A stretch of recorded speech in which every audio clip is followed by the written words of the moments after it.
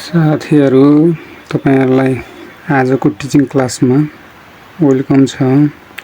आज मैले अलजेब्रा अन्तर्गत पर्ने यो प्रुफ दैटलाई तपाईहरुलाई सिकाउन गइरहेको छु।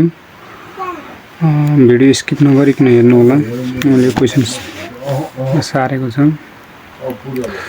हेर्नुस् है साथीहरु, यहाँ if a बराबर 2x - 3 छ and b बराबर 2x + 3 छ सो दैट भन्छ है, प्रुफ गर्नु भन्छ, देखाउनु भन्छ भनेको ab + 9/4 = x² हुन्छ भन्न प्रमाणित गर भन्न भन्छ। अब यो हिसाबले चाहिँ कसरी गर्ने त साथीहरु, पहिलो त हामीले यो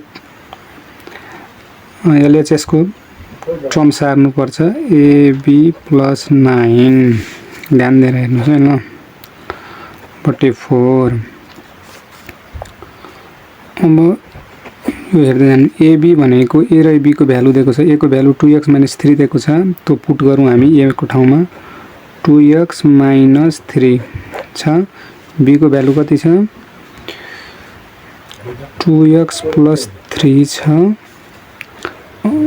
प्लस अनि 9 छ। साथीहरु यति छ, डिवाइडेड बाइ 4 छ।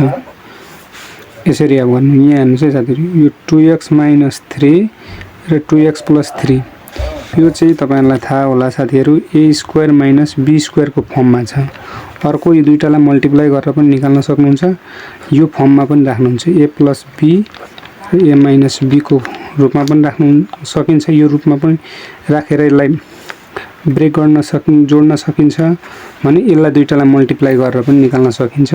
म यो फर्मुला ओइबाट छिटो तरिकाले सिकाउँछु तपाईहरुलाई। यसलाई a मान्नुस्, यो पाटोलाई यसलाई a मान्नुस्, यसलाई b मान्दिनुस्।